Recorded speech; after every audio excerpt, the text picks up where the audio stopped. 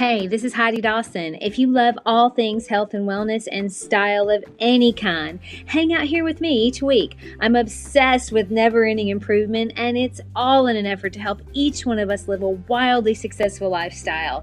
Subscribe today so you don't miss a thing. Hi, guys. Welcome to episode 442 of the Wildly Successful Lifestyle Podcast. I hope you're all doing well. Thank you for listening. You got a lot of choices, and I'm honored that you chose to be here. Now, these episodes, they come out twice a week, Monday and Friday, and are usually under 10 minutes. We all have 10 minutes, right? At least maybe while we're driving. But they all come with ideas of how to make our life better, either through little mindset tweaks or lifestyle tweaks.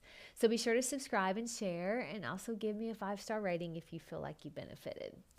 Okay, now I know if you're listening to this podcast, you probably already have really great routines and habits. You may sometimes, though, feel a little stuck, even though you have those good habits. If you're like me, sometimes you get into the habit of your routines and they become such a part of your life that you wouldn't even consider changing because you've gotten so comfortable. And you're like, well, it's better than most people, or it's good enough.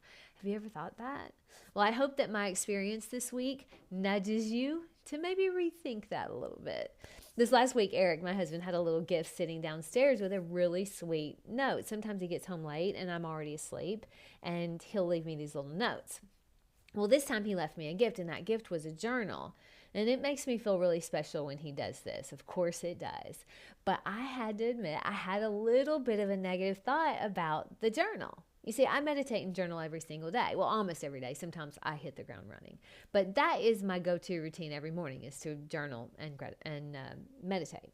But I have this beautiful little journal that I just love, and it's blank pages. So I free flow thoughts of gratitude and just write how I want to show up for the day. And I love that routine. I've been doing it exactly the same for years. So when I skimmed the journal that he bought me, I thought, oh, I don't like this kind of journal where it prompts you of what to think about and has lines of answering these questions. I found myself thinking to myself, I don't like this journal. But then I realized how close-minded I was being, and how I just like my comfortable little morning routine and my blank journal where I can write what I'm grateful for and be on my way. There's no one telling me what to think about or write about. It's just me. So I thought, okay, be open and be grateful and just give it a chance. See if you like it. Now, when I say the change it made in just the first 2 days of how I feel and how I'm looking at things was exponential, that doesn't even cover it. So my really good, really beneficial routine had become repetitive without me even realizing it. Yes, of course it's better than if I wasn't journaling or meditating at all, but is that what I'm going for?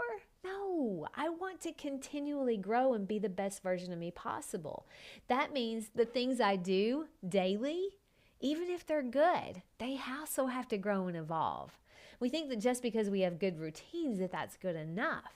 We think, well, we're better than most people. But is good enough the goal? Does good enough sound wildly successful? Not to me, it doesn't.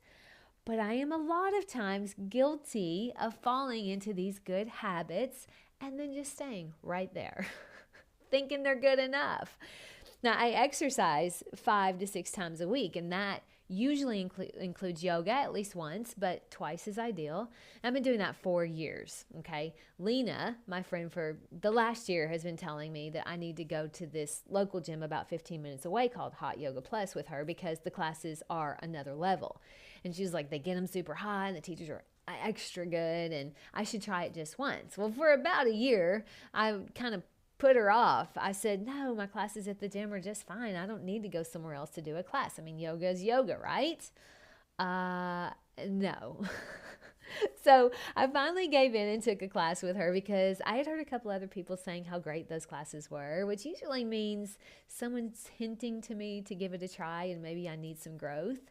And again, I was blown away at the level of the teachers and the students doing yoga at this studio. I mean, it literally blew my mind. I mean, this is the stuff I see on TV, but no, it's been right here in my backyard all the time. My yoga practice has been just good enough for long enough. I realized I was sort of going through the motions of yoga at my gym because there wasn't a whole lot of variation, and they have to keep it at a certain level so everyone at the gym feels comfortable doing it. So I wasn't really getting better. But in this new yoga studio, I mean, it's new to me anyway, everyone around you is so good, it inspires you to do better too. It's taken my yoga practice to another level, and I would never have known I needed that unless I was open to mixing up my routine a bit. We all like our routines. We're built by our routines. We're built by our daily habits. But being open to try new things or new ways of doing your already good routines, that sometimes when you find those new ways of doing them, it can help you from feeling stuck. Being open to pivot when an opportunity arises is the difference between being just good enough and growing into the best that you can possibly be. And even those good routines can get too routine, too redundant. It's better than if you didn't have the routine at all, of course. But has it become so ritual that you're not going to grow beyond where you currently are? My challenge to you today is, if this hits home even a little for you, or if someone has been suggesting you try this new thing, but you've put it off because you think what you're doing is good enough, this is your sign it's time to give it a go. It's time to switch it up. My entire mindset changed within the first 2 days of my new journal, and my body has changed already from my first month of doing the new yoga classes. Those were changes I wanted, but didn't realize I had become so comfortable in my routines that I was never going to get there from doing what I had done for the last several years. Growth comes from discomfort. So if you're frustrated with where you are, but you have good habits, you probably need to kick it up a gear. Share this with 3 people who already inspire you. I love you guys. I'll talk to you in a few days. Don't forget to subscribe and share with your friends, because we're just going to keep going bigger and better places together, and I love that about us. Talk to you in a few days.